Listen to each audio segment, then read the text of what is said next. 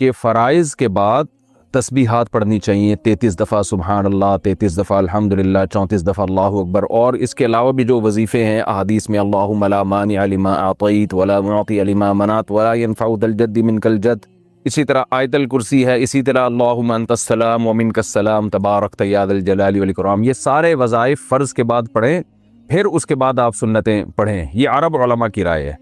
ہمارے ہاں جو بر صغیر کے علماء ہیں ان کی رائے یہ ہے کہ فرض نماز کے بعد آپ صرف اللہم انت السلام ومنک السلام تبارکت یا ذا الجلال والاکرام اتنا پڑھیں، اور پھر آپ سنتوں میں مشغول ہو جائیں۔ سنتوں میں اور فرائض میں زیادہ تاخیر ٹھیک نہیں ہے، کیونکہ سنتیں فرائض ہی کا گویا کہ اس کے کا بقیہ ہیں، اس کی تکمیل کا ذریعہ ہیں، تو ان میں زیادہ تاخیر ٹھیک نہیں ہے۔ اور پھر سنتوں کے بعد آپ یہ وظائف پڑھیں 33 دفعہ سبحان اللہ، اور جو بھی آپ نے دعا مانگنی ہے سب کچھ اس کے بعد ہوگا۔ دونوں کے دلائل ہیں جس کا میں خلاصہ بیان کر دیتا ہوں۔ جو عرب علماء جس طرز پہ عمل کرتے ہیں ان کی دلیل وہ احادیث ہیں، صحیح احادیث ہیں، جن میں رسول اللہ صلی اللہ علیہ وسلم نے فرائض کے بعد ان وظائف کے پڑھنے کا حکم دیا ہے۔ جیسے آپ نے فرمایا جو آیت الکرسی فرض نماز کے بعد پڑھے گا عذاب قبر سے محفوظ، اسی طرح آپ نے جو صحابہ کو حکم دیا کہ فرائض کے بعد یہ تسبیحات کرو، تو اس میں مکتوبہ کا لفظ ہے، صلاۃ مکتوبہ جو فرض نماز ہے اس کے بعد، تو وہ کہتے ہیں دیکھو اس سے تو پتہ چلتا ہے کہ فرض نماز کے بعد ہونا چاہیے، تو لہذا عرب میں یہ رواج ہے کہ وہ فرائض کے فوراً بعد پڑھتے ہیں۔ جو بر صغیر کے علماء ہیں، جو زیادہ تر فقہ حنفی کے علماء ہیں، ان کی جو رائے ہے وہ یہ ہے کہ صرف اللہم انت السلام کے بقدر ٹھہرا جائے اور اللہم انت السلام پڑھا جائے، باقی سارے وظائف سنتوں کے بعد۔ ان کی دلیل بھی بہت مضبوط ہے، صحیح ہے، مسلم کی حدیث ہے، حضرت عائشہ رضی اللہ تعالی عنہا فرماتی ہیں کہ رسول اللہ صلی اللہ علیہ وسلم فرض کے بعد صرف اللہم انت السلام ومنک السلام تبارکت یا ذا الجلال والاکرام اتنا اس کے بقدر بیٹھتے تھے اور کھڑے ہو جایا کرتے تھے۔ تو دونوں طرح کی حدیثیں ہیں۔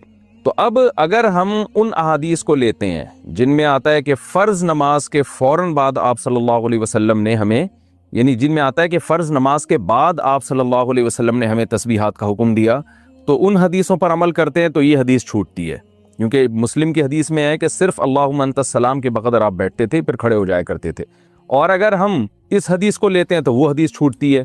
تو اس لیے جو بر صغیر کے علماء ہیں ان کی جو رائے ہے اس میں ہمارے خیال میں تمام قسم کی روایات میں تطبیق ہو جاتی ہے۔ وہ اس طرح سے وہ یہ کہتے ہیں کہ یہ جو حدیث ہے جس میں حضرت عائشہ نبی کا عمل بتا رہی ہیں کہ آپ صلی اللہ علیہ وسلم کا جو اپنا عمل تھا، وہ اپنا عمل یہ تھا کہ آپ اللہم انت السلام ومنک السلام تبارکت یا ذا الجلال والاکرام کے بقدر ٹھہرتے اور پھر کھڑے ہو جاتے۔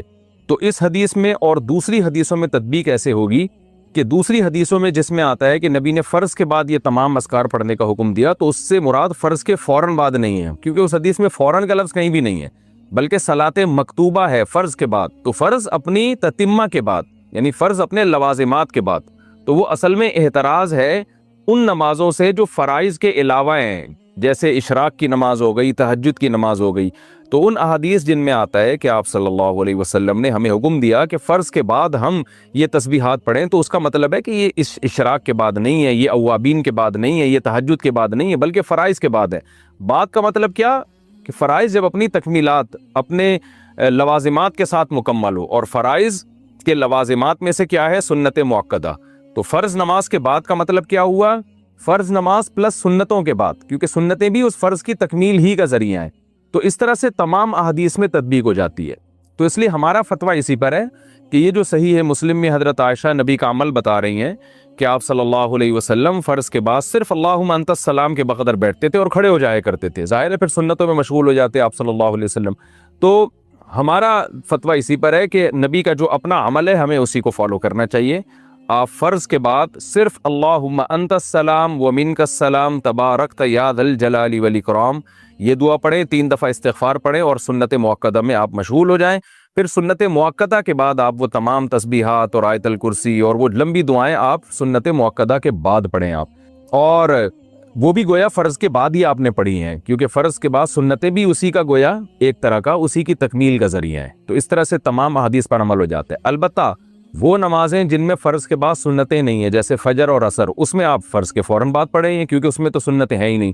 اور یہ عمل خلفائے راشدین سے بھی ثابت ہے، ابو بکر اور عمر رضی اللہ عنہما سے بھی ثابت ہے کہ ان کے بارے میں بھی صحیح سند سے یہ بات ثابت ہے کہ وہ فرض نماز کے بعد تھوڑی دیر بیٹھتے تھے پھر اٹھ کے چلے جایا کرتے تھے۔ تو وہاں جیسے عرب میں یہ دستور ہے کہ وہیں بیٹھے بیٹھے فرض کی بعد وہ پوری تسبیحات پڑھتے ہیں اور پورے معمولات کرتے ہیں، تو حضرت ابو بکر اور عمر رضی اللہ عنہما سے جو ثابت ہے وہ یہ اس کے خلاف ثابت ہے کہ وہ سلام پھیر کے صرف اتنی تسبیحات یعنی اللہم انت السلام کے بقدر بیٹھتے تھے، پھر کھڑے ہو جایا کرتے تھے، یعنی فوراً کھڑے ہو جایا کرتے تھے، وہ زیادہ دیر نہیں لگاتے تھے۔ تو خلاصہ یہ نکلا کہ ہمارے ہاں جس پر فتویٰ دیا جاتا ہے جو ہماری نظر میں دلیل کے لحاظ سے راجح قول ہے، کیونکہ یہ مسئلہ اختلافی ہے، اس میں کسی پر آپ طعن و تشنیع نہیں کر سکتے، یہ نہیں کہ آپ کسی امام کو جا کے پکڑنا شروع کر دیں۔ تو راجح قول ہماری نظر میں یہی ہے کہ فجر کی نماز کے بعد اور عصر کی نماز کے بعد تو آپ جتنی چاہے لمبی تسبیحات پڑھیں، لیکن جن نمازوں کے بعد سنت موقدہ ہے تو اس میں صرف اللہم انت السلام کے بقدر آپ یہ دعا پڑھیں، اللہم انت السلام، بغیر ہاتھ اٹھائے، اور پھر اس کے بعد آپ سنت موقدہ میں مشغول ہو جائیں۔ بس اتنا کرنا ہماری نظر میں زیادہ بہتر ہے۔ پاکستان سے کسی نے پوچھا ہے، مجھے ایک لڑکی پسند ہے، بہت شریف آدمی ہے جس کو ایک لڑکی پسند ہے خالی، اور ہم دونوں ایک دوسرے کو پسند کرتے ہیں، میری عمر 18 سال ہے اور اس کے گھر والے بھی راضی ہیں، میری امی بھی اس کے گھر والوں سے مل چکی ہیں، لیکن میرے گھر والے مجھے سنجیدہ نہیں لے رہے، تو مجھے سمجھ نہیں آ رہا کہ میں کیا کروں، براہ کرم مجھے اس بارے میں رہنمائی کریں۔ آپ کو سمجھ میں نہیں آ رہا جبکہ آپ اس گھر میں رہتے ہو، تو مجھے کہاں سے سمجھ میں آئے گا جبکہ میں آپ کے پڑوس میں بھی نہیں رہتا؟ تو اس لیے جو سمجھ میں آ رہا ہے وہ کریں، اما ابا کو سمجھائیں، ان کو بولیں سیریس ہو جاؤ، کھانا پینا چھوڑ دیں، ہڑتال کریں، منائیں ان کو، پاؤں میں گر جائیں تو وہ اس کو سنجیدہ لیں گے انشاءاللہ۔ صلو علی الحبیب۔ پاکستان سے کسی نے پوچھا ہے، کچھ عورتیں گھر میں دوپٹہ صحیح سے نہیں لیتی، باریک لباس پہنتی ہیں، بھائی باپ بہنوئی وغیرہ سے، خاص طور پر کم از کم سینہ تو ڈھانپ کر رکھنا چاہیے، ویسے تو سطر سر سے پاؤں تک ہوتا ہے، مگر بہت سے گھروں میں دیکھا ہے اس چیز کا کوئی خیال نہیں رکھا جاتا۔ آپ سے اس بارے میں آپ اس بارے میں ماؤں بہنوں کو کیا کہیں گے، اور اپنے ارد گرد کو کیسے سمجھایا جا سکتا ہے؟ میت کو غسل دیتے ہوئے سطر کا لحاظ رکھا جاتا ہے، حالانکہ وہ ایک بے جان جسم ہوتا ہے، پھر ہم اپنے بچے کے سطر کو کیوں نہیں سمجھتے؟ کیا اس کی اپنی کوئی شخصیت نہیں؟ ہم کیوں اتنے بے شرم ہو چکے ہیں؟ بھائی مسئلہ یہ ہے کہ عورت پر جو سطر ہے نا، سطر نامحرم کا سطر الگ ہے، محرم سے سطر الگ ہے۔ محرم سے تو سر پہ یعنی جو اپنے بھائی بہن کے رشتے ہیں یا باپ اور چچا وغیرہ کے، ماموں چچا، ان سے عورت کا پردہ نہیں ہے، تو سر پہ گھر میں اگر کوئی خاتون دوپٹہ نہیں لیتی ہے تو، اور باپ بھائیوں کے سامنے، تو ناجائز نہیں ہے، یہ کوئی گناہ نہیں ملے گا۔ ہاں حیا کے بہرحال تقاضا یہی ہے کہ سر پہ چادر لے لی جائے۔ شریف خاندانوں میں، اچھے خاندانوں میں ہم نے دیکھا ہے کہ باپ کے آتے ہی جوان بیٹیاں سر پہ دوپٹہ ڈال دیتی ہیں، بھائی کے آتے ہی جوان بہنیں سر پہ چادر ڈال دیتی ہیں، لیکن بہرحال ونس اپون اے ٹائم، اب تو سوسائٹی ہماری بہت ہی الگ ہی اسٹائل کی طرف جا رہی ہے، لیکن عورت میں جتنی بھی حیا ہوگی شریعت اس کو پروموٹ ہی کرے گی، اس کی حوصلہ افزائی کرتی ہے۔ تو اس لیے ہمارے کلچر ہمیں اپنے گھروں میں ایسا بنانا چاہیے کہ گھر کے اندر بھی خواتین پراپر ڈریس پہنے اور پورے کپڑے پہنے، وہ جیسے مردوں کے کپڑے پورے ہوتے ہیں، چٹی بنیان میں نہیں گھوم رہے ہوتے گھر کے اندر، تو خواتین بھی پراپر ڈریس پہنے، اسی کو پروموٹ کرنا چاہیے۔ باقی فرض پردہ کتنا ہے وہ میں نے بتا دیا آپ کو کہ سر پہ چادر لینا اپنے محرم مردوں کے سامنے عورت پہ فرض نہیں ہے، کلائی کھول سکتی ہے اپنے محرم مردوں کے سامنے۔ البتہ جو بہنوئی وغیرہ ہے، دیور ہے، بہنوئی ہے، یہ تو نامحرم ہے، اسے تو عورت کا پردہ ہے، اسے تو پورا جسم چھپانا فرض ہے، ان کے سامنے آ کے بے محابہ ہو کے بیٹھ جانا یہ تو بالکل ناجائز ہے۔ تو اس لیے اس پر بات کرنی چاہیے اور خواتین کو محبت سے سمجھانا چاہیے کہ یہ ٹھیک عمل نہیں ہے۔ کیا نماز جنازہ کی دعائیں موبائل سے دیکھ کر پڑھ سکتے ہیں؟ نہیں پڑھ سکتے، موبائل کوئی بھی تحریر نماز میں دیکھ کر نہیں پڑھ سکتے۔ تو نماز جنازہ کی دعا یاد نہیں ہے تو اللہم اغفر لی اتنا پڑھ لیں، اللہم اغفر ہو اتنا پڑھ لیں، کافی ہے۔ پاکستان سے کسی نے پوچھا ہے، گھر میں غصے کی حالت میں بات بات پر اپنی بیوی یا بیٹے کو بہو کے سامنے گالیاں دینا کیسا ہے؟ میرے والد صاحب اس طرح کرتے ہیں۔ بھائی نہیں دینی چاہیے، بہت برا عمل ہے بھائی، اور اماں کو بھی سمجھائیں کہ ایسا کوئی کام نہ کیا کریں جس سے ابا گالیاں دینا شروع کر دیں۔ شاید ابا نے معین اختر کا پروگرام دیکھا ہوگا، میرا خیال ہے انور مقصود نے معین اختر سے پوچھا تھا آپ کے ماموں کیا کرتے ہیں، انہوں نے کہا بات بات پر گالیاں دیتے ہیں۔ تو حالات بعض دفعہ انسان کو ایسا بنا دیتے ہیں۔ بہرحال اچھا کام نہیں ہے، ابا کو محبت سے سمجھا دیں، سمجھ جائے ٹھیک ہے، نہیں سمجھائیں تو آپ کی اماں خود ہی سمجھا دیں گی، آپ بیچ میں نہ پڑیں۔ ابا اماں کے معاملات میں زیادہ اولاد کو زیادہ نہیں فری ہونا چاہیے، اس سے اور مسائل کم ہونے کے بجائے بڑھ جاتے ہیں۔ پاکستان سے کسی نے پوچھا ہے، میں ایک لڑکے کو 2 سال سے پسند کرتی ہوں، تہجد میں دعاؤں میں بہت مانگتی ہوں، لیکن گناہ سے بچتی ہوں، اس سے بات بھی نہیں کرتی، نہ ہی اس سے کبھی ملی ہوں۔ سبحان اللہ۔ میں چاہتی ہوں ہماری شادی ہو جائے، میں نے اللہ سے دعا کی کہ عمرے پر جاؤں اور ابھی اچانک الحمدللہ عمرے پر جا رہی ہوں، کیا میں کعبہ پر پہلی نظر پڑنے پر اللہ سے اس کو مانگ لوں؟ سبحان اللہ۔ اور مجھے یقین ہے کہ میرا اللہ کسی بھی طرح اس کو مجھ کو دے دے گا، معجزہ کر دے گا۔ بھائی تیرا اللہ اس کو اگر تجھے پلیٹ میں رکھ کے پکڑا دے گا تو مجھے کیا اعتراض ہے بھائی؟ تو آپ دیکھیں میری بہن، آپ یوں دعا نہ مانگیں کہ یا اللہ یہ مجھے مل جائے، آپ یوں دعا مانگیں کہ اے اللہ جو میرے لیے بہتر ہو وہ مجھے دے دے۔ اسپیسیفک کسی خاص شخص کو دعاؤں میں مانگنا یہ نامناسب ہے، یا آپ گویا اللہ کو مشورہ دے رہے ہیں کہ مجھے یہی چاہیے، یہی والا مال چاہیے۔ اب آپ کو کیا پتا وہ مال آپ کے لیے سوٹیبل ہے یا نہیں ہے؟ انسان جلد باز ہے، کسی کی اسمارٹنس کو دیکھ کر، اس کے ظاہری اخلاق کو دیکھ کر اور ایک دم اس کی طرف مائل ہو جاتا ہے۔ حقیقت تو اللہ ہی جانتا ہے کہ ان دلوں میں کتنا دل ہے، یہ واقعی اندر سے اخلاق والا ہے یا نہیں ہے، اچھا ہے یا نہیں ہے۔ تو آپ اللہ سے یوں دعا مانگے، اے اللہ تیرے علم میں جو میرے لیے بہتر ہے اے اللہ وہ مجھے دے دے، تو یوں دعا مانگ لے۔ تو اس کو بھی اگر مانگ لیا جائے کوئی گناہ نہیں ہے، لیکن مناسب طریقہ دعا مانگنے کا رشتوں کے بارے میں یہی ہے جو میں نے آپ کو بتایا۔ انڈیا سے کسی نے پوچھا ہے، کسی اچھے برانڈ کی پروڈکٹ جیسے کسی گھڑی، پین وغیرہ کی نقل بنانا کیسا ہے؟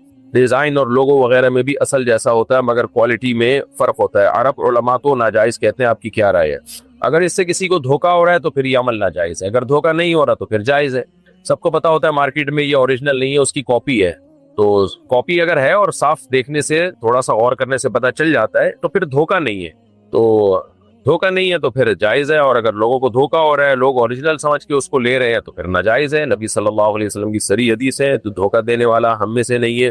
اب دھوکے کا خطرہ ہے یا نہیں ہے یہ پھر آپ کو کمپنی والے ہی بتائیں گے، یہ میں نہیں بتا سکتا۔ مسرور عالم پیغمبر پور سے، محمود آباد انڈیا سے، اچھا دونوں نے ایک ہی مسئلہ پوچھا ہے۔ اگر استاد ظالم ہو تو کیا پھر بھی استاد کا ادب کرنا اور استاد کی بات کو ماننا ضروری ہے، اور اگر نہ مانے تو کیا گناہ پڑے گا؟ دیکھیں جب کسی کو استاذ بنا لیا نا تو اس کا ادب لازم ہے، اس کی بدتمیزی کرنا، بد تہذیبی کرنا، بد اخلاقی کرنا، اس سے انسان علم سے بھی محروم ہو جاتا ہے اور ادب سے بھی۔ اور آپ نے مقولہ سنا ہوگا نا، بے ادب بے نصیب، جو بے ادب ہوتا ہے وہ بے نصیبی ہوتا ہے، اسے کبھی بھی کچھ بھی حاصل نہیں ہوتا، بہت بے برکتی ہوتی ہے۔ تو استاذ کی کڑوی کسیلی کو تھوڑا برداشت کر لینا چاہیے اگر وہ غلط بھی کر رہا ہے۔ ہاں زیادتی اگر حد سے زیادہ ہو رہی ہے تو پھر ایسے استاذ کو چھوڑ دیا جائے، یہ نہ کیا جائے کہ اس سے بدتمیزی، بد تہذیبی۔ بعض دفعہ واقعی بعض استاد ایسے کرتے ہیں، ہر وقت ایک طالب علم کو ٹاؤنٹنگ کرتے رہیں گے، اس کو طنز کرتے رہیں گے چلتے پھرتے، اس سے وہ بہت زیادہ ڈپریشن میں جاتا ہے، مارتے ہیں بلا وجہ، اور بعض جگہوں تو بے تحاشا مارا جاتا ہے۔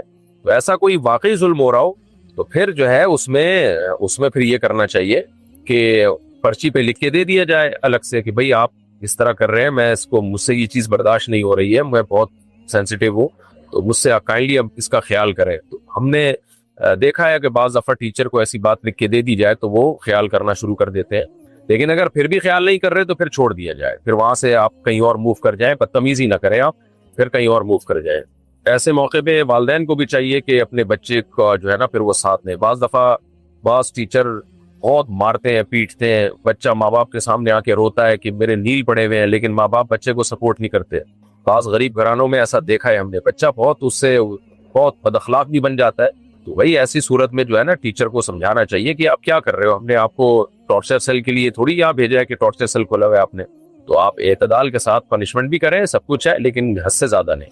حد سے زیادہ ہو رہا ہے، سمجھانے کے بعد بھی باز نہیں آ رہے تو ٹیچر کے ساتھ بدتمیزی نہ کریں، ٹیچر کو چھوڑ دیں، آپ کہیں اور جائیں پڑھنے کے لیے۔ احمد سعید پاکستان سے، میرا سوال یہ ہے کہ کفر و شرک اگر اعلانیہ ہوا ہو تو اس کی اعلانیہ توبہ کرنا فرض ہے یا بہتر عمل ہے؟ یعنی اگر اعلانیہ توبہ کے بغیر توبہ قبول ہوگی یا نہیں، اور کفر کی کون سی بات میں سر ہلا دینے سے بھی کفر ہو جاتا ہے؟ بھائی کفر اگر سب کے سامنے کیا ہے تو جن کے سامنے کیا ان کے سامنے اعلان کر دیا جائے کہ مجھ سے یہ غلطی ہوئی تھی، کیونکہ جب اعلانیہ کوئی چیز ہوتی ہے تو پھر اس کی توبہ کی شرط یہ ہے کہ اعلانیہ ہی توبہ ہو۔ باقی اگر کوئی چھپ کے توبہ کرے تو اللہ قبول کر لے تو ہمیں کوئی اعتراض نہیں ہے، ہم کون ہوتے ہیں اللہ کے معاملات میں دخل اندازی دینے والے؟ توبہ تو بہرحال کر لے فوری طور پر، لیکن اس میں یہ ہے کہ اس کا جو ہے توبہ کی تکمیل بہرحال جبھی ہوگی کہ جب اعلانیہ توبہ کرے، کیونکہ اعلانیہ گناہ ہوا ہے نا پاکستان سے۔ اچھا باقی ہے کہ کفر کی کون سی بات میں سر ہلا دینے سے بھی کفر ہوتا ہے؟ بھائی کسی نے صاف واضح لفظوں میں اسلام کو برا بلا کہا، پیغمبر کو معاذ اللہ برا بلا کہا، آپ نے کہا ہاں سر ہلا دیا کہ ہاں میں اس پہ ایگری ہوں، یہ بھی کفر ہی ہے۔ باقی مجھے آپ تھوڑے سے وہمی ٹائپ کے آدمی لگ رہے ہیں، تو اپنا خیال رکھیں، آپ ایسا نہ ہو ان چیزوں میں زیادہ پڑھنے سے آپ کی اوپر کی سیٹنگ تھوڑی سی کہیں آؤٹ نہ ہو جائے۔ پاکستان سے کسی نے پوچھا ہے میری ایک رشتہ دار بیمار تھی، کچھ دن ہسپتال میں داخل رہی، پھر انتقال ہو گیا، بیماری کے دوران نمازیں نہیں پڑھ سکی، ان کی نمازوں کا کیا ہوگا؟ بس انہوں نے وصیت نہیں کی ہے تو بس چھوڑ دیں ان کو، دعائیں مغفرت کر لیں، کچھ صدقے کی اللہ توفیق دے دے تو ان کی طرف سے صدقہ کر دے، اب جو ہوگا وہ تو آخرت میں ہی ہوگا، بس دعا مانگے اللہ ان کی مغفرت کرے۔ محمد ریان پنجاب سے، کیا جھنڈے کو سلامی دینا اور ترانے کے وقت کھڑے ہونا شرک ہے؟ نہیں بھائی، اس کا شرک سے کوئی تعلق نہیں۔ آج کل ویسے ہی لوگوں میں اپنے ملکوں سے محبت نہیں، غیر مسلم کنٹریز میں اپنے ملکوں سے بہت زیادہ محبت ہے، اس کی وجہ سے ان کے ملک مضبوط ہیں۔ اسلامی ملکوں میں لوگ اپنے ملک سے محبت نہیں کرتے، اس کا نتیجہ یہ نکلتا ہے کہ اسلامی کنٹریز کمزور ہوتے چلے جا رہے ہیں۔ تو اسلامی ملک اگر کوئی ہو تو اس کو تو زیادہ پروٹوکول دینا چاہیے تاکہ ملک کی حفاظت ہو، تو حفاظت ہوگی تو آگے پروگرام چلے گا، ورنہ تو بیڑا غرق ہو جائے گا۔ پاکستان سے کسی نے پوچھا ہے جب بی بی حوا اور آدم علیہ السلام کو زمین پر بھیجا گیا تو دونوں کو ایک دن بھیجا گیا یا الگ الگ وقت، یا دونوں کے فرق سے بھیجا گیا؟ اور زمین پر آدم علیہ السلام کی شیطان سے ملاقات ہوئی ہے یا نہیں ہوئی ہے؟ اور اگر ہوئی تھی تو دونوں کے درمیان کیا باتیں ہوئی تھی؟ یا اللہ، بہت ٹائم ہے بھائی اس بندے کے پاس۔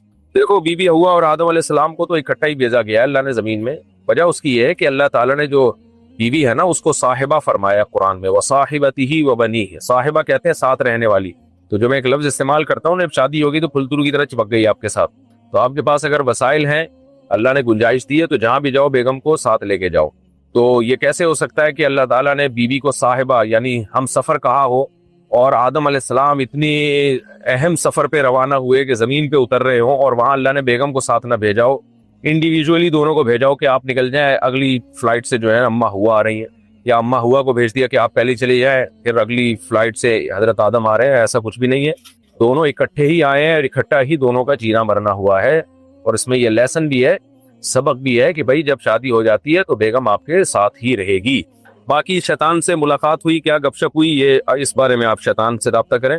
جو آدم علیہ السلام والی بات تھی وہ میں نے آپ کو بتا دی، شیطان کی باتیں پھر شیطان زیادہ بہتر سمجھتا ہے۔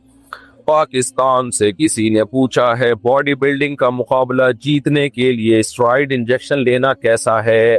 دیکھیں اسٹرائڈ جو ہے میڈیکلی ایک بہت صحت کے لیے نقصان دہ چیز ہے، تو اب نقصان دہ چیز کا استعمال ناجائز ہے۔ اب کتنا نقصان ہوگا کس کو، کتنا نہیں ہوگا، کیا نقصان کے بعد اس کی تلافی بھی ہو سکتی ہے؟ بعض لوگ اسٹرائڈ لیتے ہیں لیکن پھر کچھ ایسا کر لیتے ہیں کہ وہ نقصان جو ہونے والا تھا وہ نہیں ہوتا ان کو، تو یہ سب چیزیں آپ کو ڈاکٹر صاحبان اچھا بتا سکتے ہیں۔ میں تو ایک اصولی بات کر سکتا ہوں کہ اگر اس سے ایسا نقصان ہو رہا ہے کہ اس کی تلافی نہیں ہو سکتی، پھر یہ حرام اور ناجائز ہے، ایک بات۔ نمبر دو، اگر اس سے آپ دھوکہ دے رہے ہیں کسی کو تو بھی ناجائز ہے۔ دونوں باتیں نہیں ہے تو پھر جائز ہے۔ تو اب یہ بات ڈاکٹر زیادہ اچھی بتا سکتے ہیں کہ اس میں نقصان کا پہلو کتنا ہے۔ یار محمد جیکب آباد سے، بلوچستان کا بارڈر ہم سے بہت قریب ہے، بھائی اسمگلنگ کرنی ہے تو اپنی ذمہ داری پہ کرو، میرے کندھے پہ رکھ کے بندوق نہ چلاؤ، یہ اسمگلنگ سے متعلق سوال ہے۔